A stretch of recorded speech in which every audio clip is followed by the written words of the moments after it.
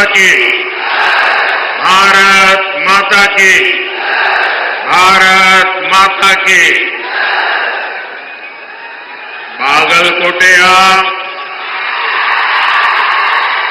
ಮತ್ತು ವಿಜಯಪುರದ ನನ್ನ ಸೋದರ ಸೋದರಿಯರಿಗೆ नमस्कारಗಳು। मैं मां बनशंकरी को प्रणाम करता हूं। इस मन से गुरु बसवन्ना और सिद्धेश्वर स्वामी को भी नमन करता हूं। साथियों, आज सुबह ही हमें एक दुखद खबर मिली है। संसद में मेरे साथी बीजेपी के वरिष्ठ नेता और सामाजिक न्याय के अग्रणी सिपाही श्रीनिवास प्रसाद जी अब हमारे बीच नहीं रहे। श्रीनिवास प्रसाद जी कर्नाटका के चामराजनगर के सांसद थे। श्रीनिवास जी जमीन से जुड़े नेता थे, सच्चे अर्थ में जननेता थे।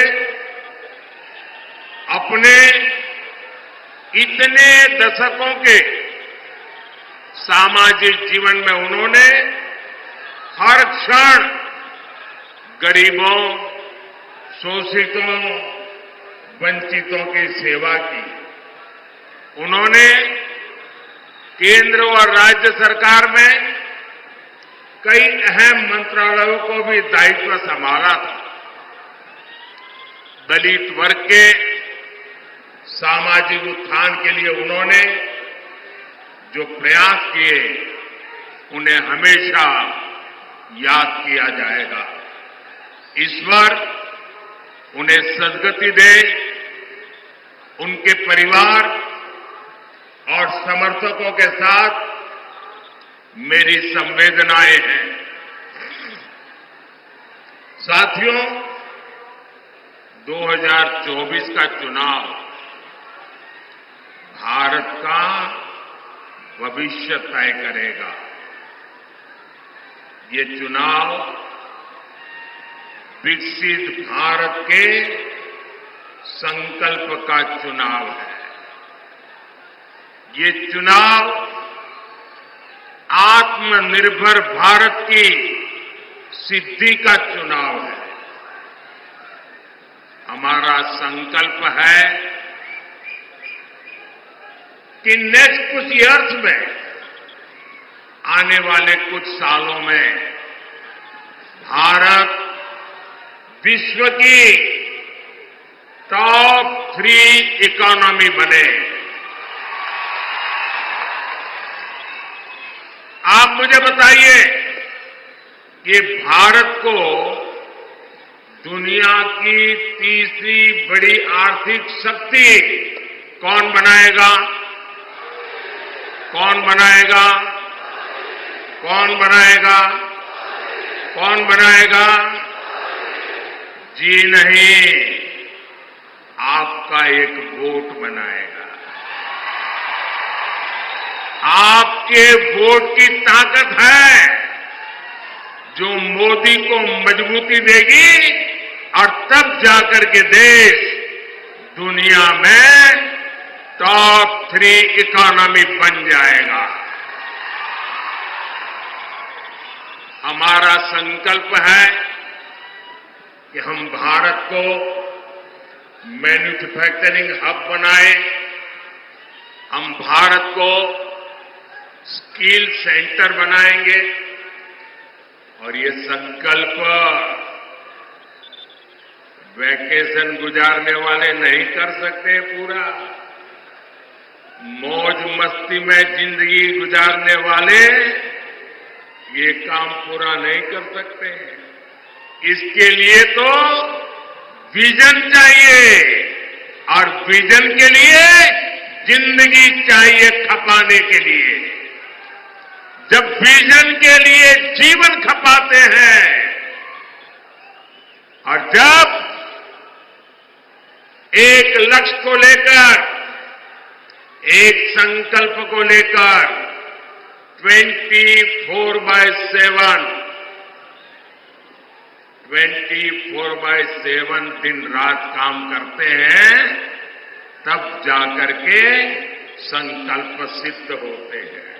और इसलिए मोदी का विजन भी क्लियर है और मोदी का जीवन भी 24/7 और 2047। और इसलिए आज पूरा देश कह रहा है, फिर एक बार, फिर एक बार, फिर एक बार, फिर एक बार, फिर एक बार। जरा एसपीजी वाले, ये बच्ची एक तस्वीर लेके आई है, कब से खड़ी रही है, उसकी तस्वीर ले लीजिए। बेटा please write down your name and address. मैं आपको चिट्ठी जरूर भेजूंगा। जरा उनसे एसपीजी के लोग फोटो ले लेना। आप हाथ नीचे करो बेटा, वो ले लेंगे। अब आओ, हाथ थक जाएगा आपका। हाँ,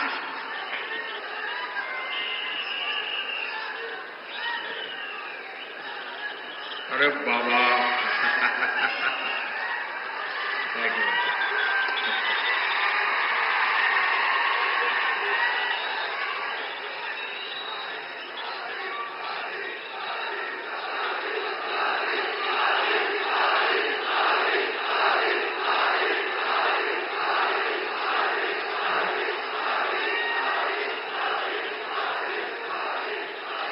साथियों,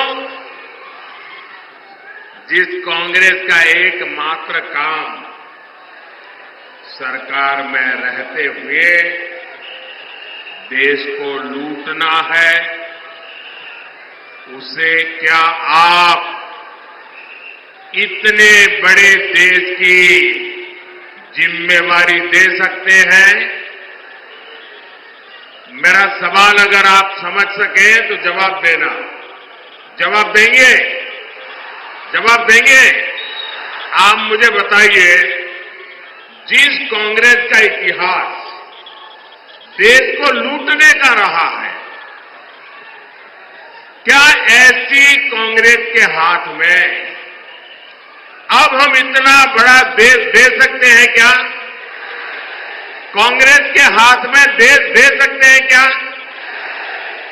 कांग्रेस ने 60 साल के अपने शासन में जो उनकी पहचान बनी है, वो उनके पापों के कारण बनी है। भाइयों और बहनों, कांग्रेस पार्टी ने यहां कर्नाटका को भी अपनी लूट का एटीएम बना दिया है। इतने कम समय में ही इन लोगों ने कर्नाटका का सरकारी खजाना खाली कर दिया। हालत ये हो गई है कि विधायकों को विकास के लिए मिलने वाली विधायक निधि का पैसा तक समय से नहीं मिल पा रहा है। और यहां के सरकारी कर्मचारी, मैं आपको अंदर की बात बताता हूं, क्योंकि भारत सरकार के पास इनकी अंदरूनी जानकारियां होती है, और मैं आपको चेतावनी चौंकाना चाहता हूं। वो दिन दूर नहीं है जब कर्नाटका सरकार यहां के सरकारी मुलाजिम